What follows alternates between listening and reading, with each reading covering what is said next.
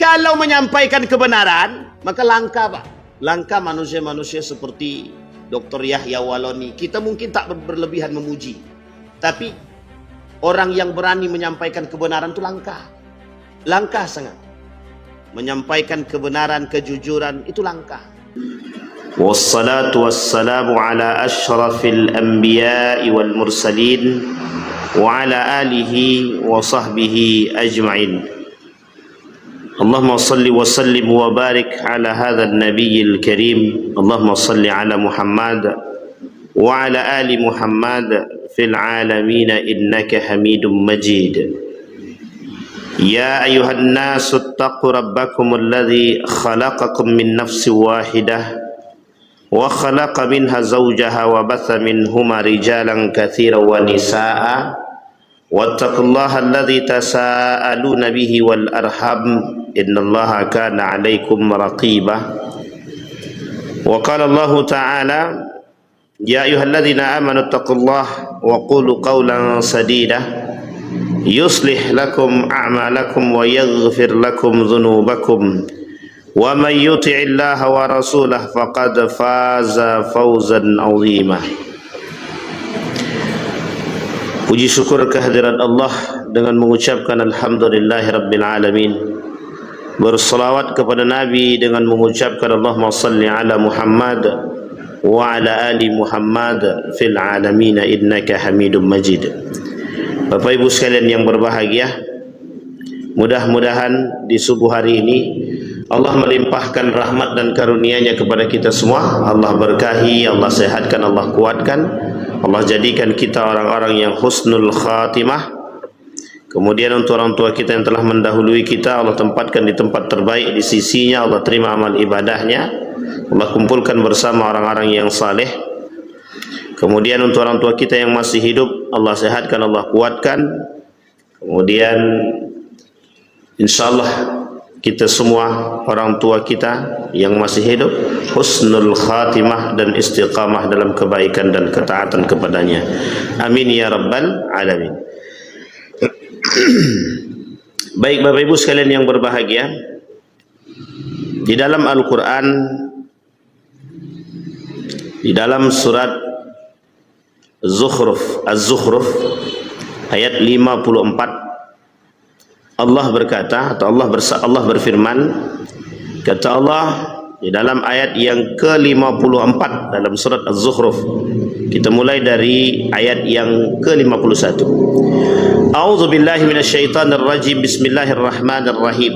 Wa nada fir'aunu fi qaumihi qala ya qaumi alaysa li mulku misra wa hadhihi al-anhar tajri min tahti afala tubsirun am ana khairun min hadha alladhi huwa mahinun wala yakadu yubayyin falawla ulqiya alayhi aswiratun min dhahabin aw jaa ma'ahu al malaikatu muqtarinin fastakhaffa qaumahu fa'ata'uhu innahum kanu qauman fasiqin falamma asafuna ataqamna minhum fa'aghraqnahum ajma'in faja'alnahum salafan wa mathala lil akharin.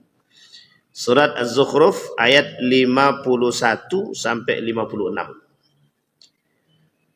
Judul kita pagi ini adalah Fir'aun zaman di akhir zaman. Fir'aun di akhir zaman. Dalam beberapa literatur kita temukan ada beberapa tulisan yang menuliskan tentang karakter-karakter Fir'aun yang menjadi contoh bagi manusia-manusia di akhir zaman, yang menjadi pedoman atas kerusakan yang dilakukan oleh manusia di akhir zaman.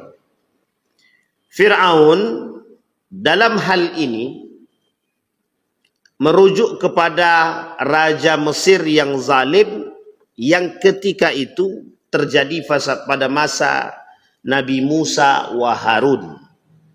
Sehingga dengan kezaliman yang dimiliki oleh Fir'aun ini, kemungkaran yang terjadi, kemaksiatan yang begitu merajalela, Allah turunkan tidak hanya satu nabi, tapi dua nabi sekaligus kepada Fir'aun. Idhaba, kata Allah, hei Musa wa Harun, pergilah. Kemana? Ke Fir'aun. Innahu tagha. Kalimat ini disebutkan di dalam Al-Quran. Innahu tagha. Kalimat tagha ini Allah sebutkan di dalam Al-Quran. Bahkan cerita tentang Fir'aun ini sendiri setidaknya ada 74 ayat yang berbicara. Nanti kita kupas satu persatu. Dari sekian banyak ayat tersebut, mana yang berbunyi akan karakter daripada Fir'aun itu sendiri. Kemudian kata Allah, hei Musa dan Harun pergi ke Fir'aun. Dia sudah terlalu melampaui batas. Di dalam Al-Quran ada dua karakter yang melampaui batas. Ada tiga kalimat yang melampaui batas yang Allah sebutkan. Kalimat pertama, orang yang melampaui batas sampai mengaku diri dia Tuhan, itu kalimat yang digandeng tagha. Tagha ini kesombongan yang melampaui batas sampai mengakui diri dia Tuhan. Yang pertama, maka kalimatnya tagha. Jadi kalau ada orang yang mengakui Tuhan, mengaku diri dia Tuhan, tapi kalau tak sombong tidak, cuma ngaku Tuhan aja. Tapi kalau udah ngaku Tuhan itu pasti sombong sudah. Tagha kalimatnya. Kemudian pada cerita Qarun ada kesombongan pada aspek harta. Kalimat ini juga digandeng kepada pemiliknya yang disandarkan akan sifat kesombongan terhadap harta tersebut. Kalimat yang kedua kata Allah bagha. Jadi kalau tagha sombong karena mengakui Tuhan, kalau bagha sombong karena harta. Nah, yang banyak tuh yang pertama apa yang kedua? Kedua-duanya. Kedua-duanya banyak sekarang nih. Ada yang tidak mengaku Tuhan tapi seolah-olah berbuat seperti Tuhan. Nah, ini ada banyak. Yang kedua apa tak lagi? Semua merasa korun sekarang. Semua merasa korun. Seolah-olah dengan harta yang dia miliki dia mampu membeli semua yang dia inginkan, termasuk kekuatan hukum yang bisa dia kelola dengan harta yang dia miliki. Yang ketiga, ada orang yang sombong dengan dosa dan kemaksiatan yang melampaui batas. Tapi Allah gandeng kalimat itu sekaligus dengan sifat. Kalimat itu disebut dengan israf. Qul li'ibadiyalladzina asrafu ala anfusihim la taqnatu min rahmatillah. Kalimat keduanya la taqnatu min rauhillah. Dia ada dua ayat yang berbicara. Kalimat yang pertama tadi digandeng dia sifat itu yang melampaui, orang yang punya dosa yang banyak sekali, yang melampaui batas dosa dia, yang tak terhitung dosanya, itu dah melampaui batas israf. Tapi Allah gandeng dengan kalimat yang baik serta sifat dia. Sifatnya Allah yang baik tadi rahmat. Jangan pernah berputus asa, bukan dengan ampunan Allah, tapi dengan rahmatnya Allah. Nah, jadi dinaikkan oleh Allah. Kalau dia cuma sekedar dosa biasa, Allah turunkan sifatnya pengampun. Kalau dosanya 2 sampai 3, Allah turunkan sifatnya ghafar, pengampun. Tapi kalau dah banyak sekali dosanya, Allah turunkan sifatnya rahmat namanya. Nah, jadi sifat itu menggandeng. Baik, kembali kepada persoalan tadi. Dalam 3 pembahasan itu, yang pertama yang dimiliki oleh Qarun, yang pertama yang dimiliki oleh Fir'aun adalah karakter kesombongan, keangkuhan yang mengakui diri dia Tuhan. Dan ini terjadi pada masa Nabi Harun dan Musa. Fir'aun bukan nama asli daripada diri dia. Nama lain daripada Fir'aun itu adalah nama lain daripada raja-raja Mesir. Sehingga ada kemungkinan Ada beberapa kemungkinan itu. Fir'aun itu ada yang baik, ada yang tak baik. Fir'aun pada masa Nabi Yusuf alaihissalam, Raja Mesir, itu baik. Sangat baik sekali. Sampai Nabi Yusuf diangkat menjadi bendahara negara. Termasuk ketika itu dia kata bahwa kebahagiaan kami adalah terhadap datangnya Nabi Yusuf beserta dengan ayahnya yang bernama Ya'qub alaihissalam. Jadi dua nabi sekaligus pada masa itu yang membersamahi keberkahan daripada Mesir itu sendiri. Nabi Yusuf, kemudian Ya'qub alaihissalam, Nabi Ya'qub alaihissalam. Tapi Fir'aun yang kita sampaikan dalam Al-Quran ini, karakter ini, itu adalah karakter Fir'aun yang ada pada masa Nabi Musa. Mengapa Allah tak sebutkan nama lengkap dia? Karena karakter ini, kata para ulama-ulama Al-Quran, ulama-ulama tafsir, penyebutan karakter ini tanpa menyebutkan nama asli, itu menyebutkan bahwa akan terjadi pengulangan kejadian dan karakter itu sendiri. Kita ambil contoh, Maryam. Maryam itu melahirkan tanpa suami atau tanpa laki-laki. Tanpa suami, apa tanpa laki-laki? Sama aja kan? Suami dan laki-laki. Dia ada perbedaan, ada. Ada perempuan melahirkan tanpa laki-laki atau tanpa suami itu. Yang pertama disebabkan married by accident atau memang lahir hamil di luar nikah. Hamil di luar nikah.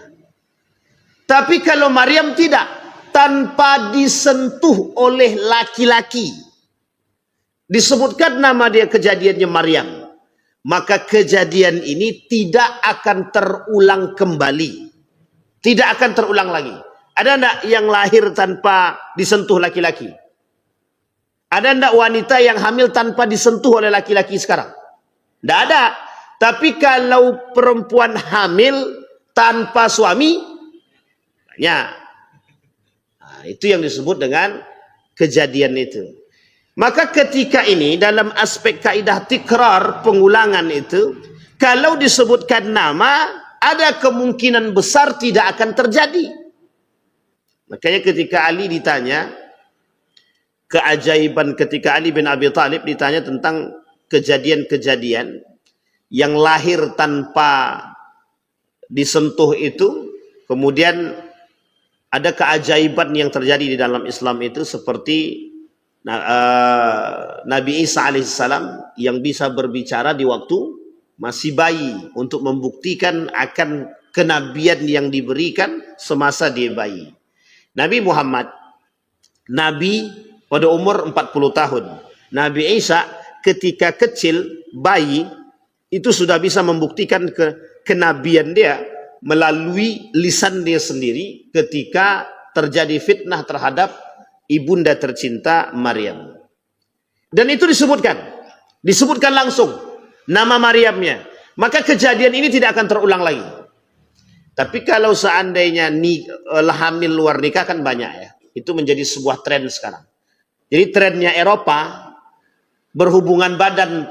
Jadi ada seorang wanita punya banyak suami itu biasa. Kalau di Eropa itu biasa. Kenapa? Karena ini sudah menjadi sebuah kebiasaan tradisi. Bukan tradisi, tapi menjadi sebuah kebiasaan. Sehingga kalau Bapak Ibu tanya, perempuan-perempuan itu sebagian ya, itu tanya, sudah berapa kali berhubungan badan? Oh, sudah tak terhitung, sudah banyak laki-laki. Coba bayangkan. Dan itu mereka bangga, biasa-biasa aja itu. Nah, itu yang mau diadopsi oleh orang-orang wanita-wanita yang westernisasi di Indonesia ini. Orang wanita-wanita yang tercampur pemikirannya dengan budaya-budaya barat.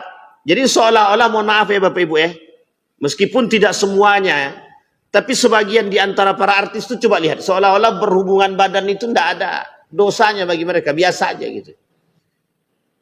Kalau udah jadi seperti itu tuh seolah-olah sudah berapa kali berhubungan badan, oh udah tidak terhitung. Jadi bangga dia melakukan perbuatan tersebut tuh bangga. Bezinah tuh bangga. Makanya ada istilah itu, kalau suka sama suka, itu ndak zina, kata dia. Kalau suka sama suka, meskipun ndak nikah, itu ndak zina. Yang zina itu kalau pemerkosaan, kata dia. Nah, itu yang merepotkan kita, itu yang seperti itu, pemikiran seperti ini. Nah, Bapak Ibu sekalian yang berbahagia, ini yang kemudian terjadi. Maka kalimat yang sederhana itu disandarkan. Kesombongan Fir'aun pada masa itu sudah mencapai pada puncaknya. Sehingga sengaja Allah tidak sebutkan di dalam Al-Quran nama dia, nama aslinya, untuk mengulang kejadian itu. Dan ternyata itu kejadian terjadi. Seorang Qaddafi yang dianggap Fir'aun oleh sekelompok orang. Dianggap Fir'aun. Kalaulah ada Fir'aun masa dahulu, mesti akan ada Fir'aun yang akan datang. Makanya kenapa nama Fir'aun itu tak disebutkan nama asli, karena akan terjadi pengulangan. Kita lihat karakter dia, karakter Fir'aun yang terjadi di akhir-akhir ini. Salah satu sifat-sifat Fir'aun yang Allah sebutkan di dalam Al-Quran, yang pertama dalam surat Ad-Dukhan, yang artinya begini, dan sesungguhnya Fir'aun itu benar-benar telah berbuat sewenang-wenang di bumi. Kita lihat dalam surat Ad-Dukhan itu. Sungguh dia adalah orang yang sombong, termasuk orang-orang yang melampaui batas. Ini kalimatnya melampaui batas. Yang Allah sebut tadi, tagha. Kemudian kata Nabi dalam hadisnya, tidak akan masuk surga, la yadkhulul jannah man kana fi qalbihi kibrun. Di dalam hati dia ada kesombongan, itu tidak mungkin masuk surga. Sekecil apapun kesombongannya, dalam hati dia tidak akan masuk surga. Nah, kalimat yang pertama, sifat daripada Fir'aun itu adalah congkak. Congkak, angkuh. Kita lihat, keangkuhan yang seperti apa yang dimiliki oleh Fir'aun. Melakukan sewenang-wenang di muka bumi ini. Nah, kita konversi keadaan. Ini tidak cocokologi ya, tapi ini konversi keadaan. Kita lihat, siapa orang yang paling bisa berbuat semenah-menah di muka bumi ini sekarang? Yang bisa membeli kekuasaan. Yang bisa membeli hukum. Yang bisa membeli semuanya, kekuatan. Orang yang sudah bisa membeli kekuatan, orang yang bisa membeli kekuasaan, orang yang bisa membeli hukum, maka dia bisa berbuat semenah-menah dan sewenang-wenang. Siapa mereka? Siapapun yang melakukan itu. Makanya kalau dulu ada bahasa hukum berat sebelah, ini bahasa dahulu, hukum berat sebelah. Berat bagi yang miskin, ringan bagi yang kaya. Jadi ini persoalan. Maka tugas berat betul bagi presiden kita untuk menyeimbangkan hal tersebut. Saya melihat ketika Pak Prabowo menyampaikan persoalan korupsi di salah satu situs resmi Ar-Rahma itu, kata beliau, kami tidak akan pandang bulu. Berarti ada unsur menegakkan keadilan dari berbagai macam aspek. Kita tunggu. Kita tunggu dan kita kita saksikan bersama perkataan itu. Betulkah? Apakah betul hukum itu tidak timpang tindih? Karena orang-orang yang memiliki kekuasaan itu bebas saja dia berbuat sesuka hati dia. Kita ambil contoh kasus-kasus premanisme. Oh, itu kasus-kasus premanisme itu yang merasa sudah kuat itu, ya bebas mereka melakukan apa-apa aja. Mereka rusak sana sini.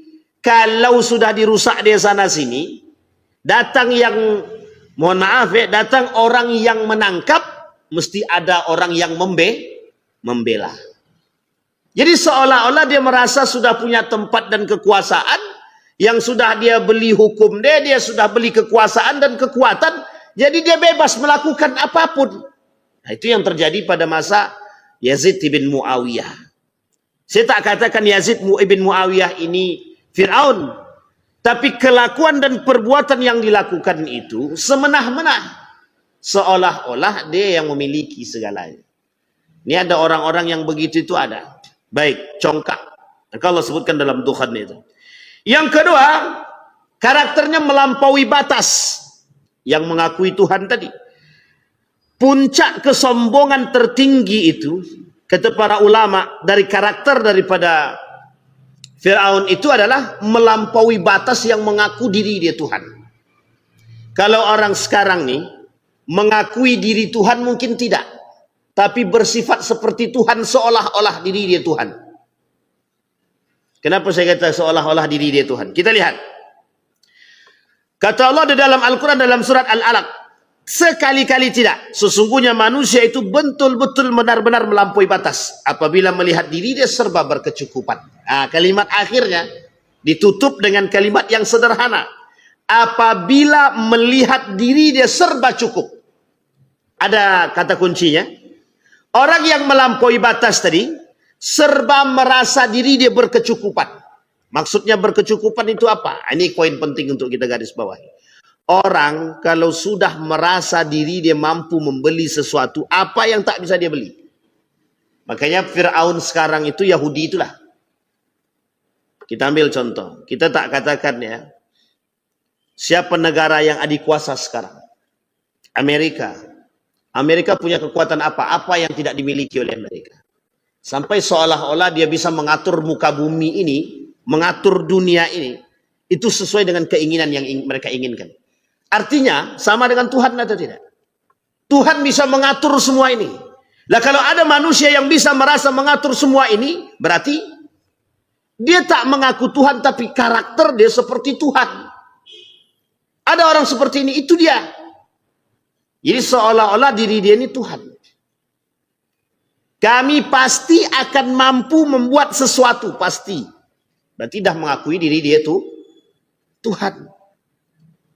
Dia dah mengatakan pasti bisa membuat sesuatu dengan apa yang dia miliki. Sama halnya seperti yang terjadi ketika Donald Trump mengakui kesombongannya di hadapan publik, seolah-olah mampu melakukan sesuatu. Ketika kebakaran terjadi, dia tak mampu berbuat apa-apa. Artinya kekerdilan manusia. Tapi congkaknya, kesombongannya yang dianggap oleh Tuhan yang sudah melampaui batas. Itu yang menjadi masalah. Sehingga sama dengan Korun. Ketika Korun melampaui batas tertinggi kesombongannya, apa yang tak bisa dibeli oleh Korun? Tak ada yang tak bisa dibeli. Pulau pun bisa. Indonesia ini bisa dibeli oleh Korun. Cuman waktu itu Indonesia belum ada. Apa yang tak bisa dibeli oleh Korun? Semua bisa dibuat oleh Korun. Tapi puncak tertinggi daripada perbuatan Korun tadi, Allah benamkan. Nah, sekarang perhatikan baik-baik. Ini kaidah. Ketika puncak kesombongan itu sudah sampai pada tingkatannya yang tertinggi, itu mesti tinggal tunggu kehancurannya. Kita kasih kaidahnya. Dalam beberapa kaidah itu begini. Kalau kesombongan itu sudah sampai pada tingkat tertinggi, maka tinggal tunggu satu saja. Akan terjadi kehancurannya. Kita ambil contoh sederhana kaidah. Ada orang kaya, congkak, sombong, angkuh dengan harta yang dia miliki. Dia merasa bisa membeli sesuatu. Maka ada keresahan dalam diri dia yang tak akan pernah dia bisa temukan kecuali dengan hati yang salim. Hati yang baik. Itu tinggal tunggu saja itu. Contoh kerusakan yang akan terjadi. Anak-anak berkelahi dengan persoalan harta. Dan ini terjadi sangat terjadi. Banyak contohnya orang kaya yang punya harta yang sombong, tahu-taunya generasi yang dia tinggalkan hancur. Ada orang kaya, sombongnya na'udzubillah, sekali Allah bakar semua harta habis, miskin mendadak. Kalau bahasanya dulu ada kaya mendadak, sekarang juga ada namanya bahasa miskin mendadak.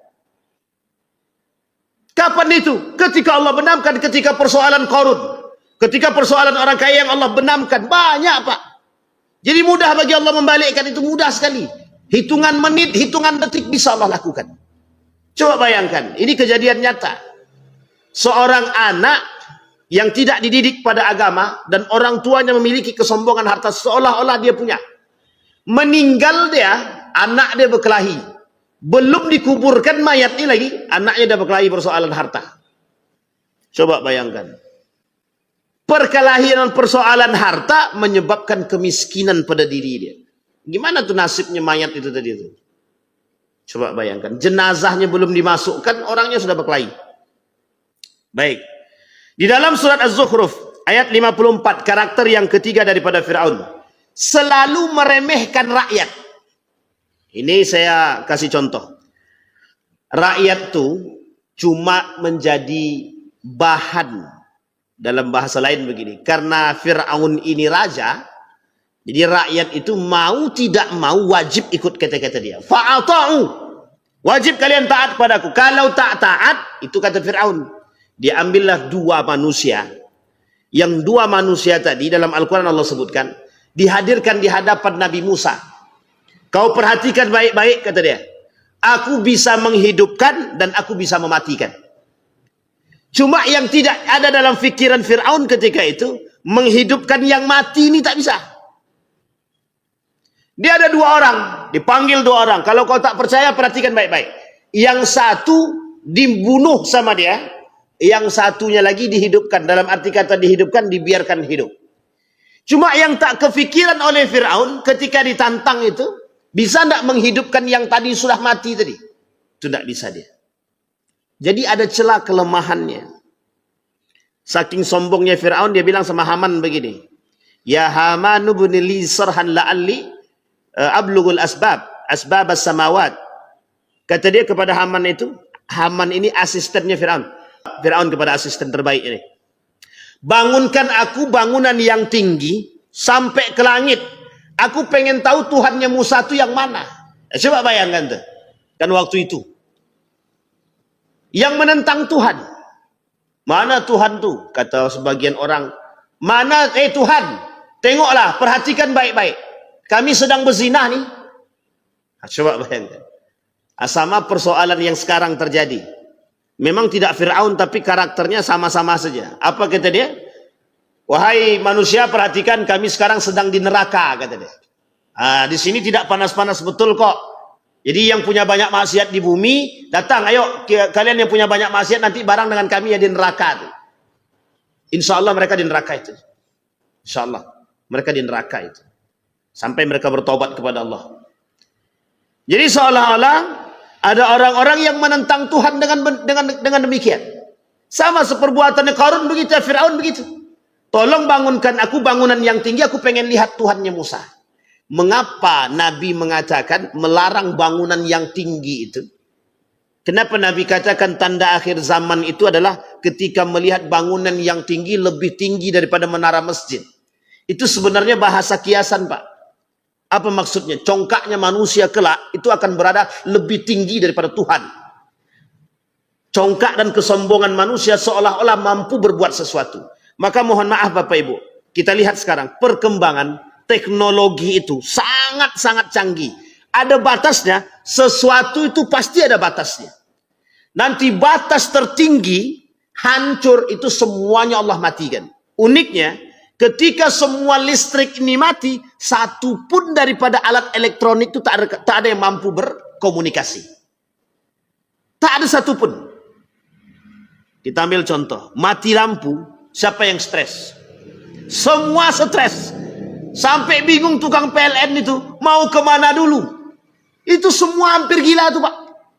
Menjadi sebuah kebutuhan yang tidak bisa ditinggalkan. Bayangkan. Itu kebutuhan yang sangat terikat hari ini. Zaman dulu lampu itu tak ada. Yang ada lampu strongking. Coba lampu strongking. Orang buat pakai korek api hidup selesai. Bisa hidup dia bisa. Bisa tidur bisa. Orang sekarang tidur harus pakai lampu, ada AC, ada kipas. Dulu orang kipas badan tuh pakai tangannya, Pak. Anak dia tidur. Sekarang enggak. AC, Mak. Tak sanggup, tak bisa tidur.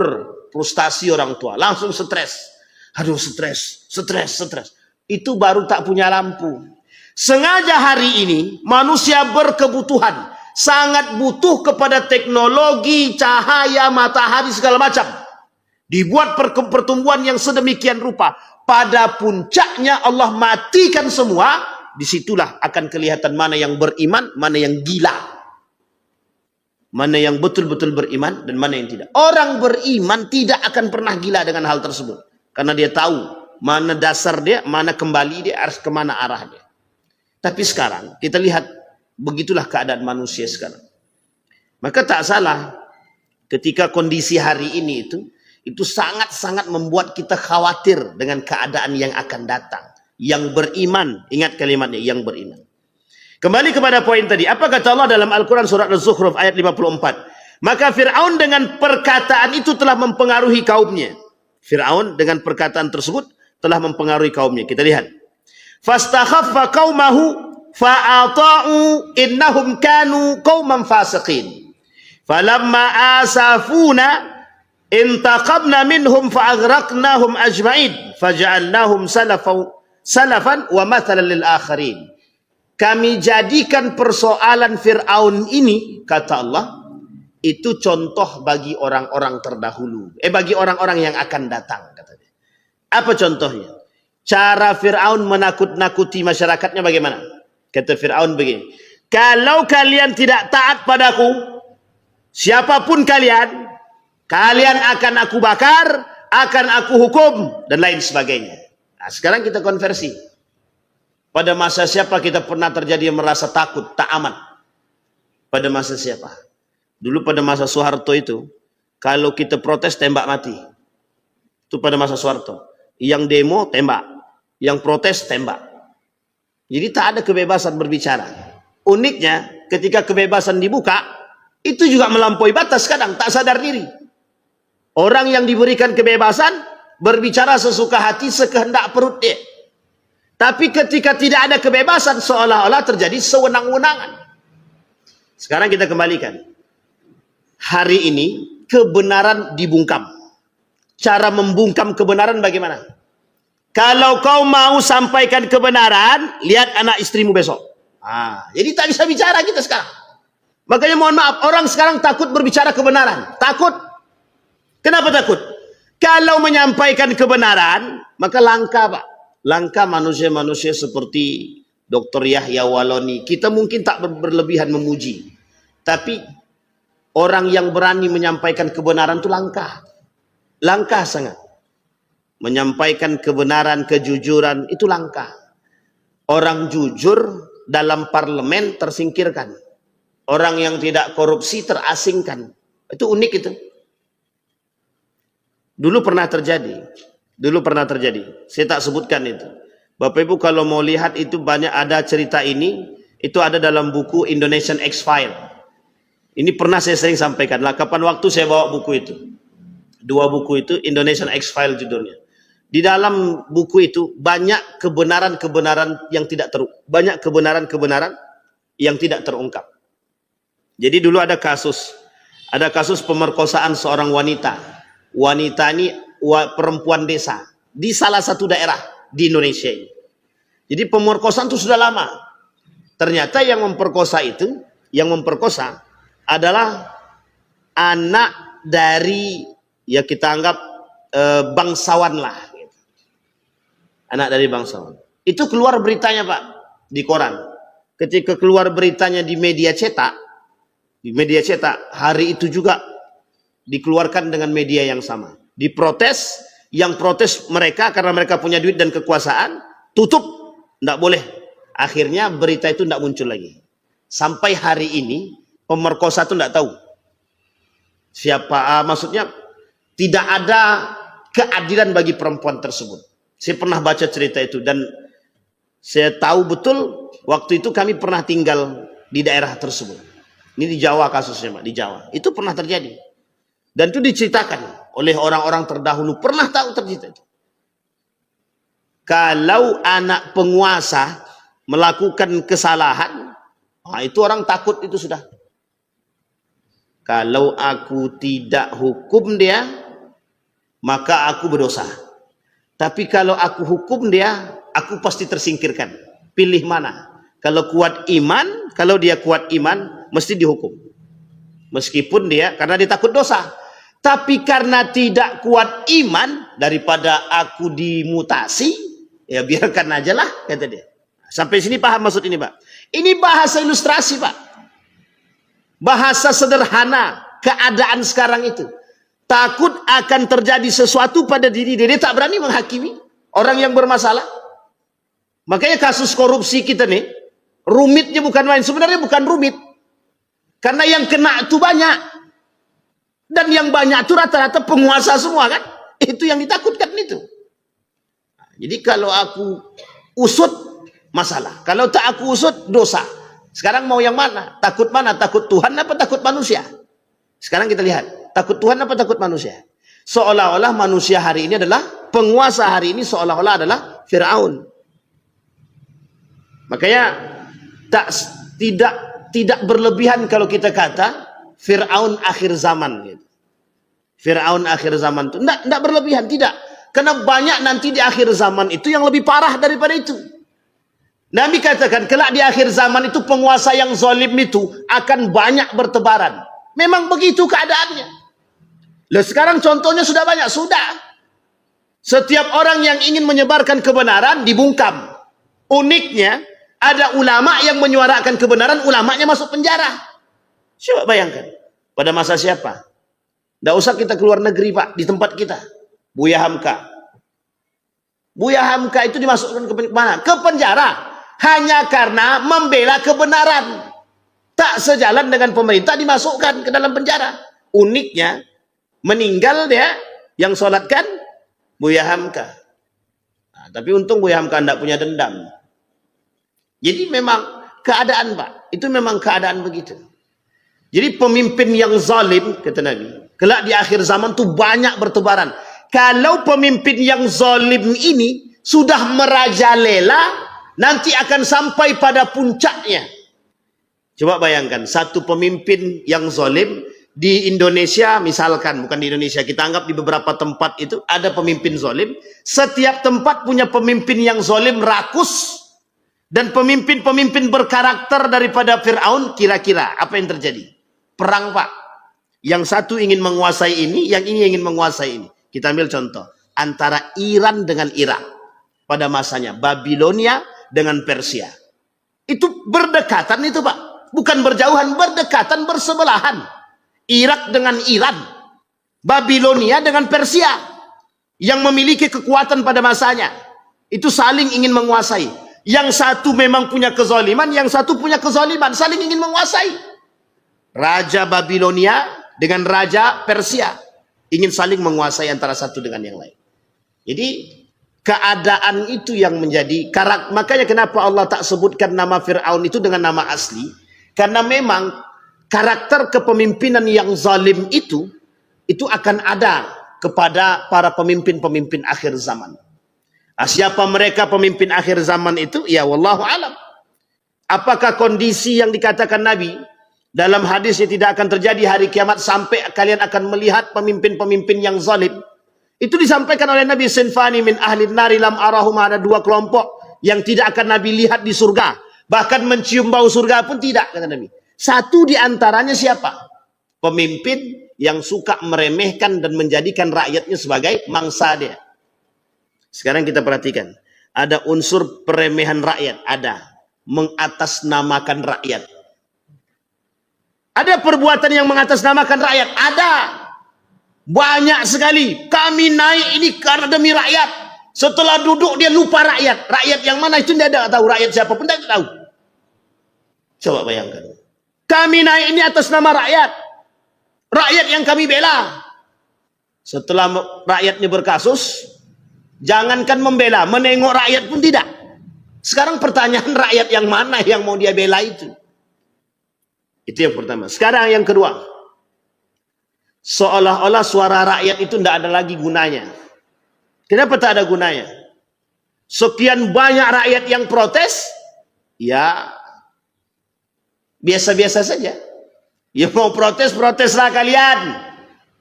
Yang penting kami di atas makan enak, kata mereka. Sampai di sini bisa dipahami Bapak Ibu ya. Ini karakter. Jadi tidak salah ketika Allah mengatakan masalan lil akharin. Kami berikan contoh bagi yang lain. Maksudnya kalau dia berakal dan beriman mesti dia jadikan contoh. Tapi kalau dia tak berakal, tidak beriman, dia akan menjadi seperti yang dibuat oleh Fir'aun.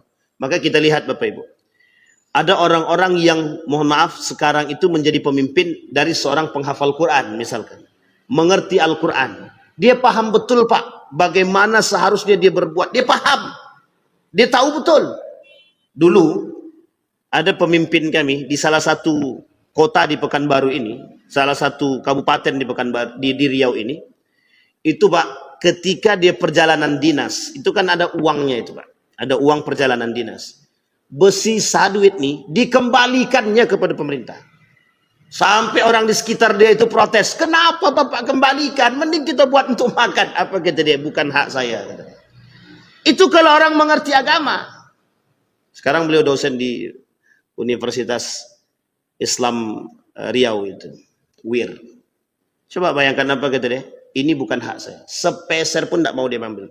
Berangkat haji dia tidak mau dibiayai oleh pemerintah, dia bayar sendiri. Padahal dia pemimpin kepala daerah. Saya tahu betul itu. Karena waktu itu pada masa sama dengan saya berangkat hajinya waktu itu 2010. Coba bayangkan. Kalau dia mengerti agama. Kalau dia tak paham betul dengan agama. Dia paham betul dengan Al-Quran. Maka mohon maaf Pak. Orang hafal Quran tapi tidak paham Al-Quran belum tentu bisa menjalankan nilai Al-Quran Pak. Berat Pak, berat. Jangan salah, para pembunuh-pembunuh, para sahabat itu rata-rata hafal Quran kan. Tapi mereka tak paham dengan Al-Quran. Yang dibutuhkan yang seperti itu. Yang mengerti Al-Quran dan bisa menjalankan itu. Makanya sekarang, itu seolah-olah kalau ada pemimpin ini seolah-olah ya. Kalau dulu kita lihat pemimpin yang adil itu biasa. Biasa banget itu. Salahuddin Al-Ayyubi, Muhammad Al-Fatih, Utsman bin Affan, Ali bin Abi Thalib, dan terus Marwan, Harun Ar-Rasyid, dan lain sebagainya. Sama, kita lihat tuh Pak, orang-orang beriman jadi pemimpin. Itu dulu sudah biasa. Sekarang, kalau kita lihat pemimpin yang beradab, berakhlak, mulia, yang beretika dan beragama, itu aneh. Makanya mohon maaf, kalau ada pemimpin yang ikut masuk dalam pemilihan, dia udah orang alim hafal Quran, ngapain sih ikut jadi calon-calon pemimpin? Udahlah, cukup aja dia bangun pondok jadi orang alim. Coba bayangkan, begitu pandangan kita sekarang. Seolah-olah orang alim tidak usah jadi pemimpin karena takut akan merusak citra kealiman dia. Padahal kalau orang alim ini tak duduk, apa yang terjadi? Inilah yang terjadi sekarang. Apa yang terjadi sekarang? Sesuka hati mereka. Yang menjadi pemimpin itu bukan mereka, nafsu mereka. Jadi sampai di sini bisa dipahami ya Bapak Ibu ya. Jadi makanya Bapak Ibu, orang yang berakal, orang yang betul-betul berakal dan beriman tidak akan memilih pemimpin yang memimpin dengan nafsu, tidak akan. Tidak akan. Makanya ada istilah bahasa begini, seharusnya yang jadi pemimpin itu orang kaya. Kalau dia miskin, dia cari kekayaan. Yang kaya seperti apa dulu Pak? Kalau kaya dia tak beriman, makin jadi Pak memperkaya diri dia. Bukan tak ada contohnya. Orang kaya jadi pemimpin, memperkaya diri. Bukan semakin memiskinkan, memperkaya diri. Dan itu kejadiannya. Baik. Itu yang ketiga, karakter daripada Fir'aun. Meremehkan rakyat dan menjadikan rakyat itu sebagai mangsa. Dan itu disebutkan oleh Hasan Al-Basri. Ada pemimpin yang diberikan arzaqahullahul mansibah yusibu bihin nas. Dia diberikan kejabatan, kekuasaan oleh Allah, dianugerahkan di rezeki mansibah. Mansibah itu jabatan. Tapi dengan jabatan tersebut dia gunakan untuk memeras rakyat dia. Nah, ini poin-poin penting. Memeras rakyat itu bagaimana Pak Ustaz? Kalau zaman dulu ada namanya kerja rodi. Tapi kerja rodi ini jelas Pak, yang mempekerjakan kita ini penjajah. Tahu Bapak Ibu ya, Belanda, kita punya ada Jepang, ada Belanda yang pernah menjajah negara kita. Kira-kira ini orang-orang kita atau orang luar? Belanda sama Jepang ini. Orang luar yang menjajah kita. Sekarang tidak, yang menjajah kita siapa? Orang kita sendiri. Nah itu dia, agak-agak gimana sedikit gitu kan. Lebih sakit mana? Dijajah orang luar apa dijajah orang pribumi? Dua-duanya sakit Pak. Jadi Disinilah bahasanya. Jadi seolah-olah rakyat itu. Tapi akan ada pada masanya, ada pada masanya. Erdogan, sebelum Erdogan itu ada namanya Fathullah Gulen, yang pertama sekali bersama Erdogan menaklukkan Kemal Atatürk itu. Nah, ini poin penting untuk dipahami Pak dalam sejarah Turki. Itu dari mana asalnya? Tanpa ada pertumpahan darah ya, tanpa ada pertumpahan darah. Kudeta tanpa ada pertumpahan darah. Itu ketika rakyat sudah muak, ketika masyarakat sudah muak betul dengan perbuatan-perbuatan pemimpin yang zalim itu, seperti yang dilakukan oleh Kemal Atatürk, dibangunlah oleh Fathullah Gulen dengan Erdogan ketika itu partai anak muda dengan gaya politiknya politik identitas, kembali kepada agama, kembali kepada negara, artinya pribumi. Jadi bahasa lainnya nasionalisasi, nasionalisme. Nah, kalau sekarang ini ada NKRI harga mati, cuman masalahnya NKRI harga mati ini kadang-kadang nggak pada tempatnya gitu. Ini poin penting untuk kita. Jadi ini ada Pak, muak sudah pada puncaknya, kezoliman yang sudah pada puncaknya. Kurang apa Erdogan itu? Kurang berkuasa apa? Kurang apa dia? Kekuasaan apa yang tak dia miliki? Kehebatan apa yang tidak dia miliki? Panglima tertinggi di Turki itu, sampai bisa mengambil alih menjadi presiden. Coba bayangkan, tertinggi. Tapi nasib dia dikudeta. Dikudeta. Soeharto dikudeta atau tidak? Dikudeta. Siapa yang mengkudeta Soeharto? Ini masa reformasi. Artinya sama Pak. Keadaan itu akan pernah terjadi. Akan terulang. Maka sesuatu yang dilakukan. Coba lihat, perhatikan kasusnya Fir'aun. Fir'aun itu meninggalnya kapan? Diapain? Ditenggelamkan di laut. Saking muaknya Allah dengan karakter Fir'aun tadi, sudah mengakui diri dia Tuhan. Allah tunjukkan satu saja. Ketika masuk dalam air, berenang pun tak sanggup. Berenang pun tak sanggup untuk selamat. Sebenarnya, kalau kita mau berpikir dengan karakter kemanusiaan, misalnya, kalau dia betul-betul raja, pasti dia bisa berenang. Harusnya bisa selamat kan? Tapi Allah berkuasa atas segalanya. Kenapa tak bisa? Bayangkan pemimpin-pemimpin yang zalim pada masa itu, hanya seekor lalat bisa membunuh. Seekor lalat. Allah tunjukkan kesombongan Anda di mana gitu. Tapi dengan seekor lalat Anda tak sanggup. Tidak usah manusia yang sekarang begitu. Manusia sekarang, orang-orang yang sombong itu, ketika digigit nyamuk, apa yang dicari? Dicari obat nyamuk. Obat nyamuk dicari. Memukul nyamuk pun tak sanggup, menangkap lalat pun tak sanggup. Itulah kelemahan manusia. Tapi kan tak sadar juga, tak dijadikan itu gitu. Jadi seolah-olah itu. Makanya karakter yang dilakukan, cerita yang disampaikan oleh Harun Ar-Rasyid dengan orang gila itu memang cerita yang nyata Pak, yang bagus untuk diamati. Kata orang gila itu, coba tengok tuh, mati kok tak ada satu pun yang dibawa. Itu mereka yang beriman. Harun Ar-Rasyid beriman dia. Ketika Harun Ar-Rasyid beriman, tahu dia, sadar dia dengan nasihat yang disampaikan, meskipun orang gila yang menyampaikan, sadar dia. Tapi sekarang udah diingatkan berkali-kali, masih juga tidak sadar. Jadi seolah-olah dia sampai berani mengatakan, kami ini akan abadi dan tak akan mati. Coba bayangkan. Itu kalau ada pemimpin begitu sudah menantang Tuhan itu. Baik, yang keempat dalam surat Al-Qasas. Apa kata Allah? Sesungguhnya Fir'aun telah berbuat sewenang-wenang di bumi dan menjadikan penduduknya berpecah belah. Dia menindas segolongan dari mereka Bani Israel. Dia menyembelih anak laki-laki mereka dan membiarkan hidup anak perempuan mereka. Kasus Nabi Musa alaihissalam. Memecah belah rakyat. Karakter yang keempat daripada kesombongan Fir'aun, memecah belah rakyat. Jadi kalau kita bahasakan begini, ada politik pemecah belah umat. Itulah bahasanya sekarang. Politik pemecah belah umat. Coba bayangkan oleh Bapak Ibu. Sekarang Bapak Ibu bisa tidak melihat mana yang jujur, mana yang tak jujur? Kita lihat sekarang, kita lihat kasusnya. Ada kasus namanya mafia tanah. Kasus mafia tanah. Jadi karena yang, mohon maaf ya Bapak Ibu, ini saya kasih ilustrasi. Ada seorang mafia tanah, punya sekian banyak tanah gitu. Dan kemudian dia punya duit. Tiba-tiba ada sekelompok masyarakat ingin protes. persoalan tanah, mafia tanah ini, itu kalau kita ambil sisi negatifnya, pokoknya ambil paksa tanah tuh. Ambil paksa tanah tuh. Karena dia punya duit, dia bisa bayar siapapun untuk membuat sertifikat tanah itu. Jangan salah Pak, ini mafia tanah nih, di kita ini banyak sekali Pak. Ada satu tanah itu yang punya sekian sertifikat. Tanahnya cuma satu, sertifikatnya 5. Coba bayangkan, itu masih mending 5 Pak. Ada kasus itu, di sini juga itu kasusnya itu Pak. Termasuk tanah kami juga itu. Itu tanah, yang pemilik tanahnya datang untuk ngambil haknya, itu masih ada itu Pak, belangkonya.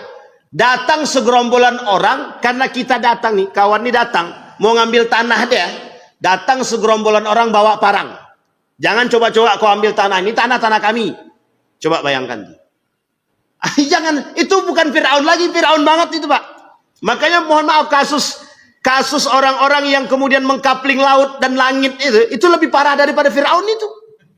Lebih parah daripada Fir'aun itu. Yang dikapling itu laut aja bisa dikapling Pak. Apalagi tanah ini.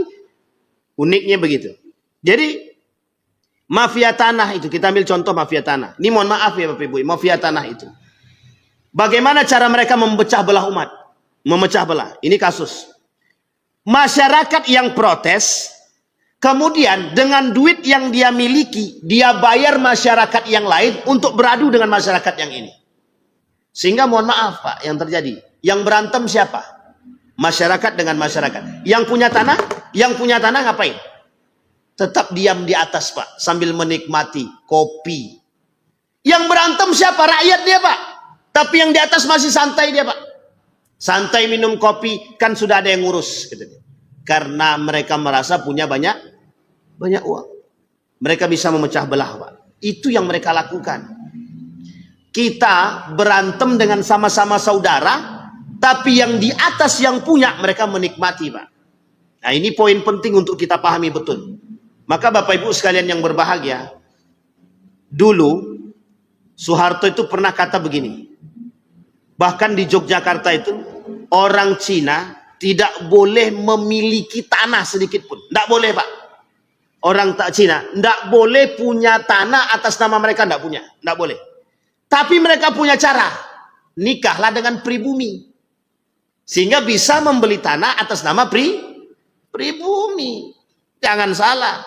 Strategi dan itulah politik itu begitu Pak. Jadi strategi harus ada cara yang cemerlang. Sehingga mohon maaf Pak, yang di atas, orang-orang yang berkuasa dengan duit mereka sekarang, mereka punya duit tuh. Kan begitu, duitnya banyak. Masalahnya, yang berantem siapa? Yang tak punya duit. Yang tak punya duit. Sehingga mohon maaf dengan bahasa kami butuh duit. Jadi apapun yang mereka minta kami lakukan. Lawannya siapa? Saudara sendiri. Lawannya saudara sendiri. Nah, ini poin penting Pak, untuk kita pahami.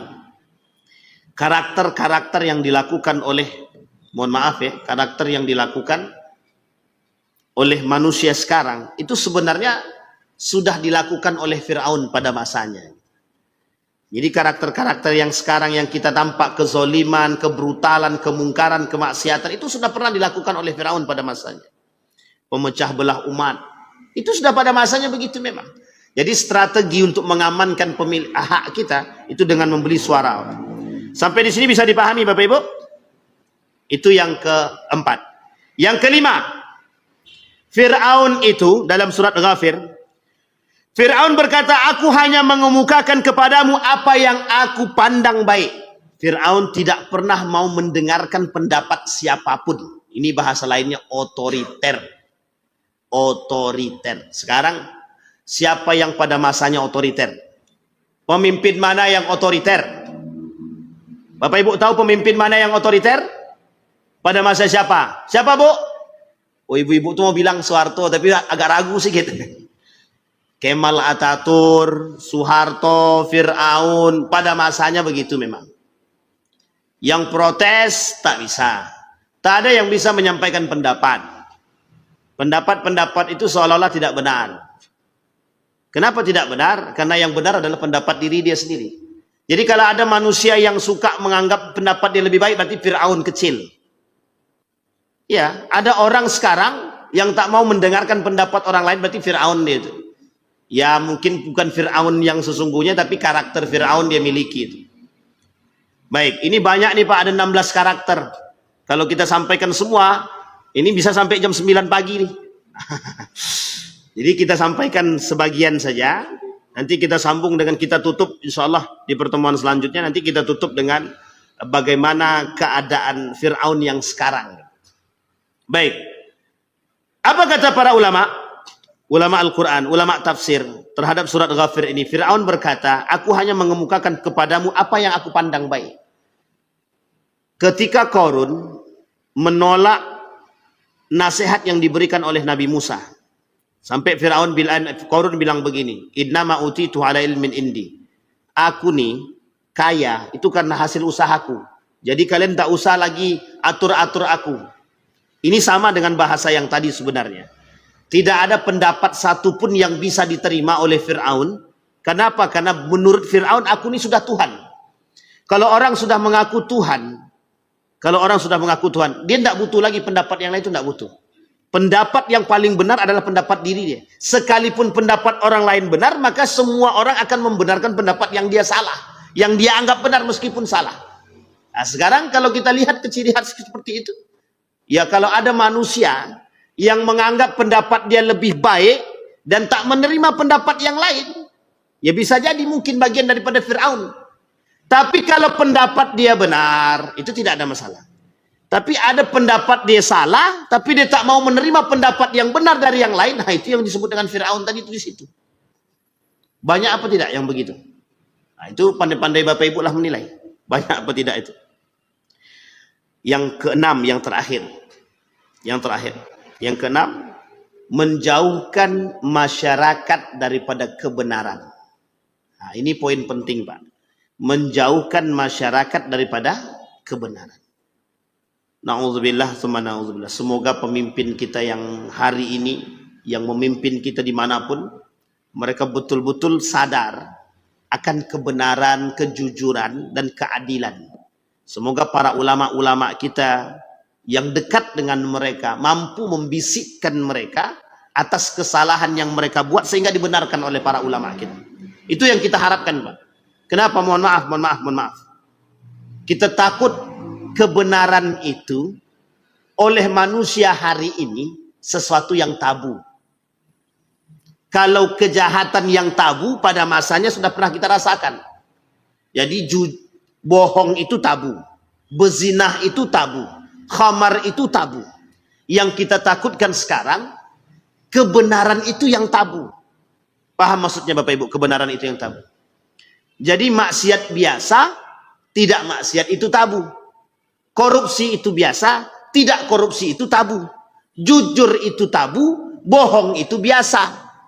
Khamar itu biasa, yang tidak minum khamar itu tabu. Judi itu biasa, yang tidak berjudi itu tabu. Sampai di sini bisa dipahami ya Bapak Ibu ya. Yang kita takutkan yang seperti ini. Membungkam kebenaran, sehingga kelak kebenaran yang dibungkam ini mohon maaf ilustrasinya begini. Jadi ada kebenaran yang tidak boleh diungkap. Kalau kebenaran ini diungkap, maka orang yang mengungkap kebenaran ini hilang, dibunuh. Misal contoh. Artinya ketika ada manusia yang mengungkapkan kebenaran, maka akan dibunuh atau akan dieksekusi atau apa terserahlah. Dengan kondisi seperti ini menakut-nakuti masyarakat agar tidak berkata benar. Sehingga ketika banyak masyarakat terbungkam dengan kebenaran, secara sendirinya kebenaran itu tertutupi. Sampai di sini paham, Bapak Ibu? Ini ilustrasinya begitu. Awalnya dibungkam dulu, ditakut-takuti dengan ancaman. Kalau sudah begitu, kelak dia akan secara sederhana, secara kesendiriannya tertutup. Kenapa? Orang sudah takut mengungkapkan kebenaran. Kalau diungkapkan takut dihukum. Kalau tidak diungkap, dia tanam. Udahlah, diam aja lah dalam diri. Tak usah ikut-ikutan. Paling begitu kita, Pak. Sehingga mohon maaf. Kebenaran akan mengungkapkan kebenaran itu menjadi sesuatu hal yang tabu. Dan itu mohon maaf Bapak Ibu, mohon maaf, sudah pernah kita rasakan. Sudah pernah kita rasakan. Bahkan sampai hari ini tidak seutuhnya banyak yang berani mengungkapkan kebenaran. Kenapa? Karena kebenaran itu dibungkam. Kita takutkan yang terjadi seperti itu. Maka Bapak Ibu sekalian yang berbahagia, tapi ingat, yakinlah, ini wajib kita imani. Kelak di akhir zaman, yang kebenaran itu memang tidak akan pernah kita pandang. Kebenaran itu akan tertutup. Kejahatan, kemaksiatan, itu yang akan terang benderang. Jadi kalau sudah nampak itu pada puncaknya, mohon maaf ya, jadi memang kenapa yang sekarang kita lihat itu kemaksiatan, kemungkaran kok merajalela? Kata Nabi, kalau sudah nampak kemaksiatan merajalela, perzinahan merajalela, fahsya merajalela, mungkar merajalela, ingat, ada ingatnya kata Nabi, bisa jadi kiamat itu sudah semakin dekat. Karena pada puncaknya Pak, kalau sudah sampai pada puncaknya, maka akan terjadi, semua akan dihancurkan oleh Allah. Kita ambil contoh kasus. Kasus Nabi Lut. Kasus Nabi Lut. Bukan Nabi Lutnya, tapi pengikut Nabi Lut. Sebenarnya juga bukan pengikut Nabi Lut. Kenapa? Karena mereka tak mau mengikuti yang disampaikan oleh Nabi atau kaum Nabi Lut. Orang-orang yang homo, lesbi. Sekarang perhatikan, kalau kita tak sanggup mengatasi persoalan gay, lesbi, kelak mereka akan ramai secara sendirinya. Lah kalau sudah ramai para pelaku kemaksiatan begini ngapain? Apa yang akan Allah turunkan? Azab dan laknat. Oke, kita berharap kepada para pemimpin agar betul-betul serius dalam mengurusi karena memang harus betul-betul diatasi. Masjid punya peran, pemimpin punya peran, anggota dewan punya peran, wali kota punya peran, semua punya peran, bupati punya peran, polisi punya peran, tentara punya peran, semua para anggota militer semua punya peran, guru apa tak lagi, madrasah, sekolah, semua punya peran terhadap kasus-kasus seperti ini. Ingat Pak, mohon maaf, ingat betul baik-baik. Pada masa Nabi Lut sudah pernah terjadi. Apa yang Allah berikan? Allah turunkan azab dia di dunia. Dan di akhirat kelak akan mendapatkan azab juga. Jadi dua Pak. Jadi kalau tidak mau Allah mensegerakan azab bagi kita, maka turun tanganlah kita semua untuk menghadapi kasus-kasus permasalahan yang sifatnya yang hari ini kita temukan, termasuklah persoalan kemaksiatan, perzinahan, kemungkaran. Ada satu hadis baginda Nabi Muhammad SAW. Kata Nabi, kalau ada orang yang sadar akan kemaksiatan dan kemungkaran dan dia hanya berdiam diri, ingat kalimatnya, dia hanya berdiam diri. Sampai Nabi katakan, la yaqifanna ahadukum rajulun zulman yuqattilu rajulun zulman. Janganlah sampai kalian berdiam diri kata Nabi ketika melihat seseorang dianiaya. Kalau ada orang yang diam terhadap sesuatu yang di kemaksiatan, kemungkaran, dan orang-orang yang dianiaya dan dia tidak mencegahnya, maka mereka bagian daripada pelaku. Coba bayangkan. Nabi kata dalam hadis begitu. Jadi salah satu cara kita mencegah perbuatan-perbuatan yang keji dan mungkar itu dengan terus memprovokasi orang tua agar bisa memberikan pengawasan yang ketat. Jadi Bapak Ibu, kakek-kakek, atuk-atuk, nenek-nenek, sampaikan kepada anak-anaknya, cucu-cucunya, bahwa keadaan kita ini sedang tidak baik-baik saja. Dan kita betul-betul harus bisa memberikan pengawasan yang ketat, yang kuat kepada mereka. Kalau kita tidak mau menyesal kelak. Nah, ini poin penting untuk kita sebelum kita tutup. Semoga karakter-karakter Fir'aun ini bisa kita ambil contoh. Insya Allah kita lanjutkan di pertemuan yang akan datang. Dengan karakter selanjutnya sampai akhir. Baru nanti kita tutup dengan Fir'aun di akhir zaman. Seperti contoh-contoh para pemimpin-pemimpin yang zalim. Yang mencontoh kepemimpinan Fir'aun. Mudah-mudahan ada manfaatnya bagi kita semua. Mudah-mudahan bisa menjadi pedoman bagi kita. Setidaknya kita bisa mengambil faidah daripada ayat-ayat Al-Quran yang Allah ceritakan di dalam Al-Quran tentang cerita-cerita Fir'aun, yang insya Allah bagi orang berakal dan beriman bisa diambil pelajaran dan faidah yang bisa kita masukkan dalam kehidupan kita. Mudah-mudahan bermanfaat. Kita berdoa kepada Allah. A'udzubillahi minasyaitonirrajim. Bismillahirrahmanirrahim. Alhamdulillahirabbil alamin. Hamdas syakirin, hamdan naimin. Hamdan yuwafi ni'amahu wa yukafi'u mazidah. Ya Rabbana lakal hamdu kama yanbaghi li jalali wajhikal karim wa 'azimi sultanik. Allahumma salli ala Muhammad wa ala ali Muhammad. Allahumma ighfir lana dhunubana wa dhunuba walidina warhamhuma kama rabbayana shaghara. Allahumma ighfir lahum warhamhum wa'afihim wa'fu anhum wa akrim nuzulahum wa wasi' madkhalahum waj'alil jannata mathwahum. Allahumma inna ala dzikrika wa syukrika wa husni ibadatik. Allahumma ansur man nasara ad-din wa akhdhul man khadhal muslimin. Allahumma ansur man nasara ad-din wa akhdhul man khadhal muslimin. Allahumma ansur ikhwanana al-mujahidin fi Palestin wa fi Gaza wa fi kulli makan.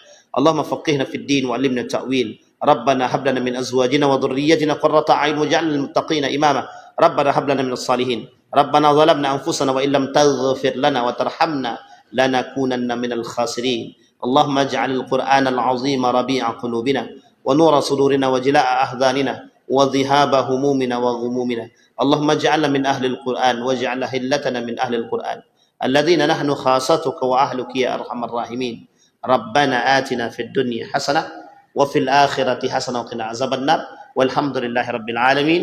السلام عليكم ورحمة الله وبركاته.